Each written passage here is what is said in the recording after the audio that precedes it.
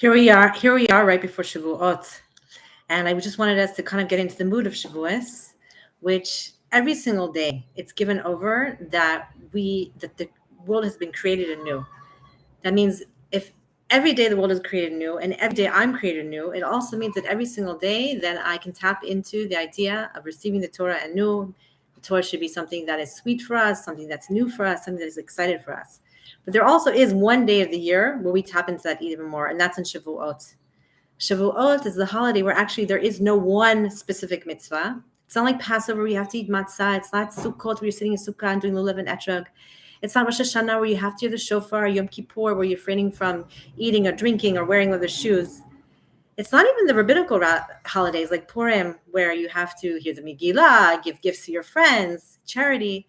And it's not Hanukkah where you're lighting the menorah. Shavuot is a holiday with no mitzvah.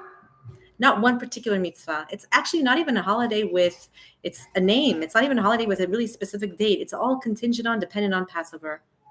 And Shavuot, the one thing that we're asked to do is just stand there as though you're standing at the foot of the mountain with your eyes upward and be a recipient to receive light, to receive the Torah, to receive connection. It's the day when we said in the past where we're saying every single year, generation after generation, because our souls were there at Mount Sinai and they're presently here now, is you say Naseh v'nishma, which is basically Hashem, I'm here with you. I'm listening to you, I'm present with you, and I'm also going to go on a journey of understanding what exactly it is that you want from me. But most importantly is I'm here with you, which sometimes it is so hard for us to be present, right? A person can ask you to do something, and you can say, okay, I'll do it, I won't do it. But to ask you to be, that's very hard, especially in our day and age where we have so much distractions. So right now, as we enter the holiday of Shavuot, which is the holiday of connection, the holiday of love, between us and our Creator, the holiday where God says, I want you. The question is, do you want me? We can close our eyes and we can connect to going back in the past. Imagine that you're standing there with your feet in the sand. You know, the word for sand in Hebrew is chol. The same word is also referred to as mundane or like the weekday. So we say, for example, at the closing ceremony of Havdalah, we say Hamavdil ben Kodesh Lachol, that we sanctify and we make a distinction between the holy day of the Sabbath, and the weekday. Chol, it's very mundane. Also, chol, the sand, is something that's scattered. There's lots of different granules. It's all over the place. In Shabbat, we come to a place where we're supposed to gather ourselves together, connect ourselves once again to our Creator. And this is the same thing where the Torah was given in the desert with all the sand, all the scattering, all that everyday life is just running and busy and doing. And all of a sudden, God is telling us, just stand right there, put your feet and plant them in the ground. Feel the sand below you and feel as you stand there, it becomes a little bit harder. It gets more firm. Your footsteps make an impression in the sand. You make an impression when you take all the things that are scattered in your life and you put them towards one purpose and one meaning. So we're standing there, and as you take a deep breath in, waiting and ready to receive, waiting and ready to connect, knowing that the prayers of the days of Shavuot is all about connection. It's all about just being present.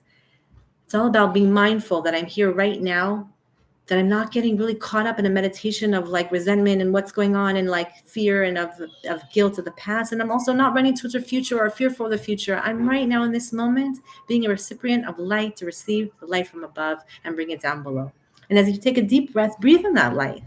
Let it wash over your body.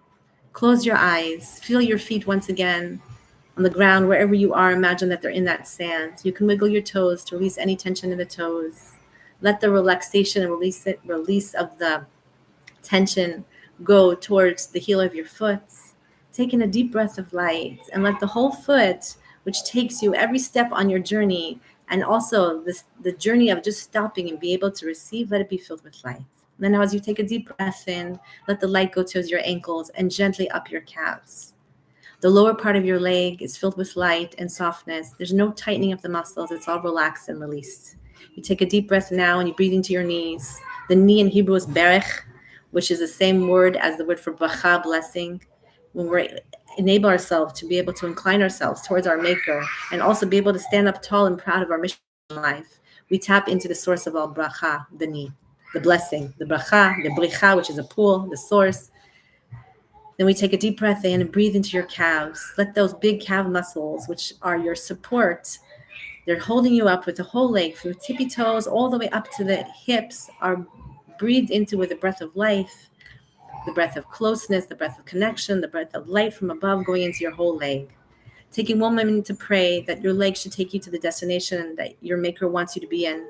You should be able to stop and be able to stand, be able to bend, and be able to kneel, that you know when it's time to go and when it's time to stop, and be quiet and silent and just be a recipient of light. And even as you're walking, let that walking be towards something with meaning and purpose.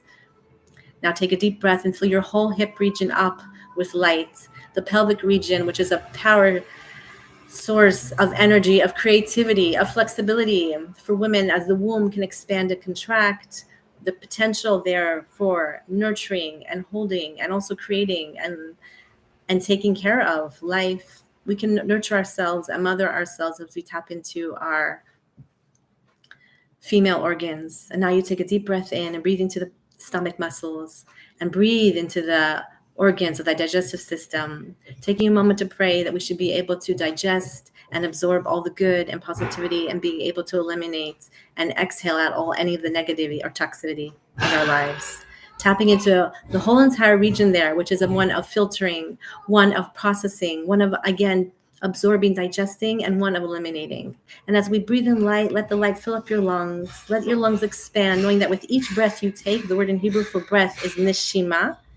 You should connect to your neshamas, to your souls. That no matter what's going on around you, whether it's pounding or laughter or screaming or birds chirping, whether there's noise or whether there's silence, you should be able to take a deep breath in, hold it, not rush, not have to say, oh, I have to catch that another breath, but to be able to pause, to breathe in light, hold it, and then exhale it out. And now connect to the heart. It beats gently with each breath that you take. The heart, which is pumping blood all the way from the top to your brain to the bottom to your tippy toes. It goes against gravity. It goes with gravity. The whole circulatory system, which is pumping blood and life, it's pumping minerals, it's pumping hormones through our whole entire body. It's also connecting to the heart, which both gives oxygen and also goes through a process. It's a process where the blood is something which is the life force of a human being. It's where a part of our soul is contained. It's running throughout the body. It's a liquid. And also, it's symbolic very much so, the heart, that there's 4 chambers, which means I can feel so many different emotions at the same time. The heart, the lev, is our area where we carry our emotions. It's the koach ratzon, it's our desires. We take a deep breath in, and as we exhale out, we have a desire that we should always have the right desire towards the right things, that our emotions should be geared and driven by our seichel, by our intelligence, in a godly way. Taking a deep breath in and feeling your shoulders. And as your shoulders are filled with light, they actually drop and relax with the exhalation. Any darkness or too much stress on the should just be breathed out. Breathing light into your arms, which open and close. They hug. The hands, the fingers are just recipients of light. You can gently hold them open. You don't have to hold anything there. You can let go. You doesn't have to grasp, but yet be appreciative of the fingers, which can type and cut, which can do so many different intricate activities, which can contain and which can hug. Taking a deep breath now, filling your light into your neck, knowing that the neck can be expanded to see different perspectives in life. I don't have to be stiff-necked and stubborn. On the one hand, I can be determined going forward. But on the other hand, I can look to the right and look to the left, see different people's opinions, see that there's lots of ways to see the same situation. And we take a deep breath in, the light goes up to our faces, let it illuminate your faces, see yourself smiling, full of light, with all the senses that there are on the faces, whether it be sight, hearing, taste, whether it's smell, whether it's the capacity to shut things out, to open them in, whether it's the capacity to taste the different tastes and flavors of and let the light illuminate your whole entire face. And as you just feel the light coming down from above to below, now you're ready to receive the Torah, as we do every single year. We're ready to be recipients of light, knowing that the more that we want this relationship, the more that we bring down the blessing from above to below. And that all God is asking us for us in this moment is just to be with me. Be with me, stand with me, love me, want me. And this is the whole holiday of Shavuos. It's such a feminine holiday. It's being recipients. It's being present. It's taking deep breaths in, connecting to your shamas, to your souls, and taking deep breaths out. Shavuot, Chag Sameach, Shabbat Shalom. Enjoy.